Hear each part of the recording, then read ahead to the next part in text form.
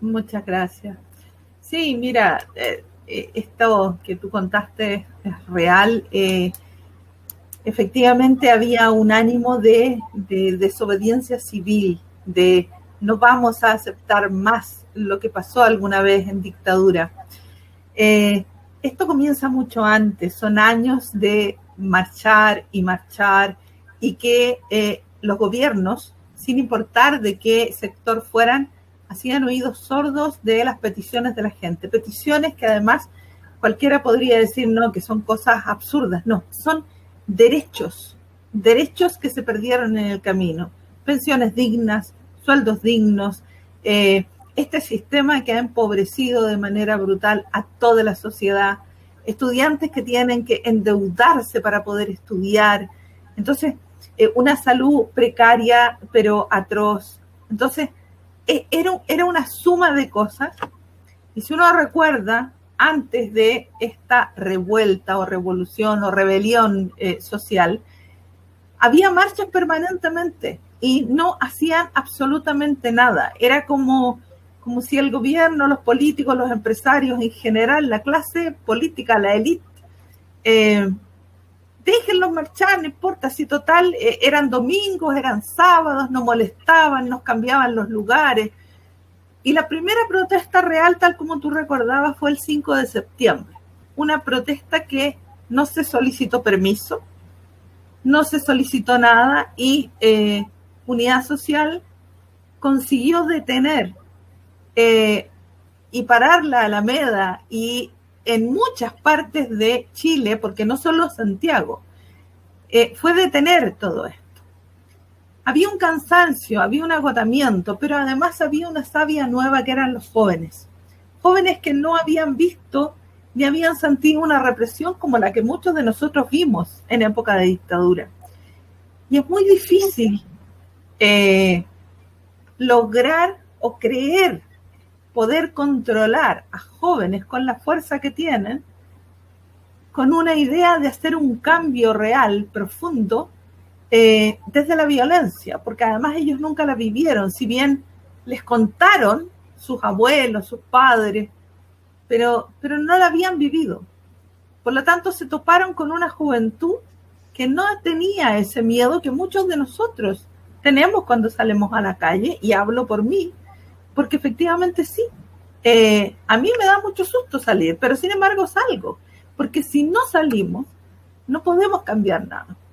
Toda esta manifestación nos lleva a esta solución, a este pacto, nuevamente pacto entre cuatro paredes, sin la ciudadanía, que nos amarra, pero que efectivamente más allá de todo esto, la gente sigue saliendo.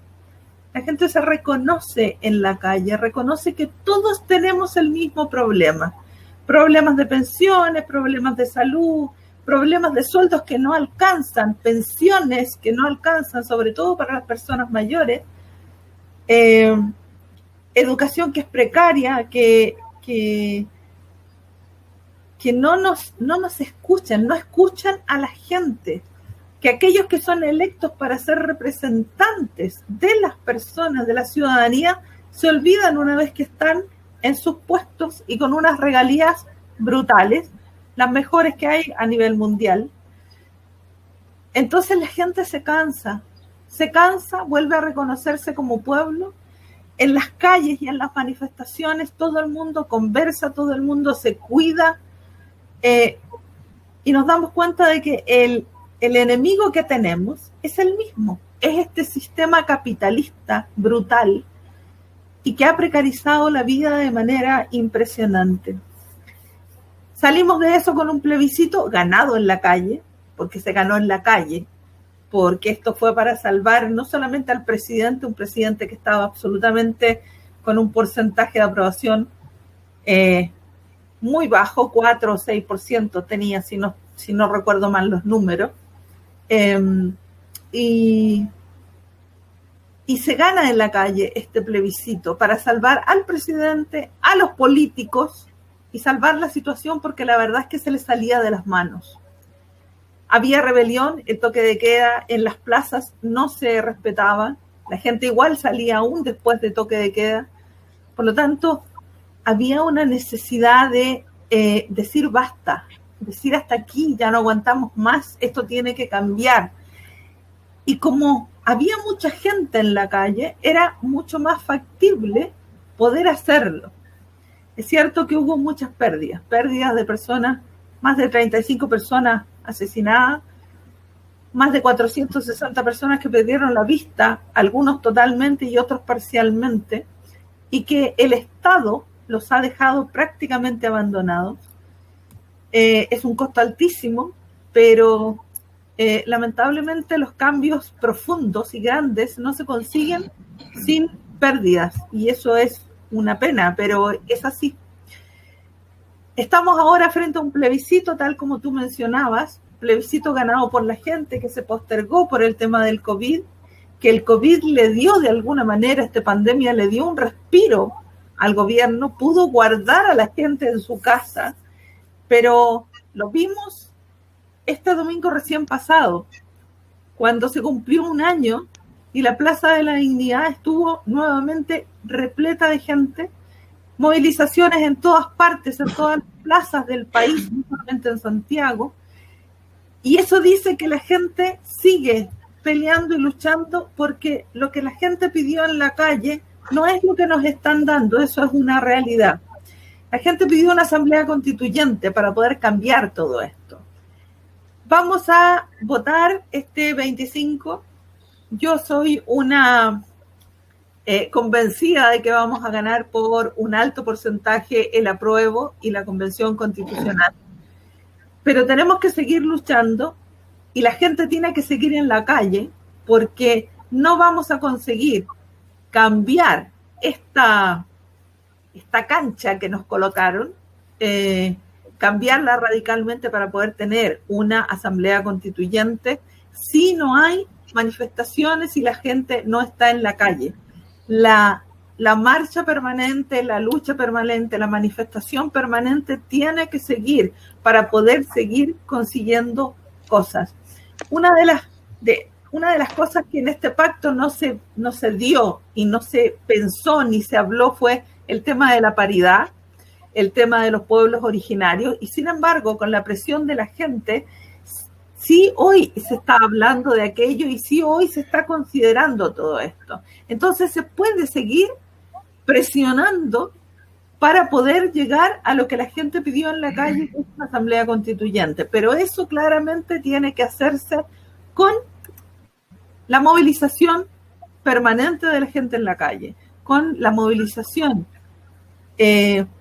Otra de las cosas que hemos visto y que en base a donde yo participo, digamos, y que se ha seguido haciendo es tramitar tratados de libre comercio y seguir firmando y aprobando leyes en contra de la movilización social.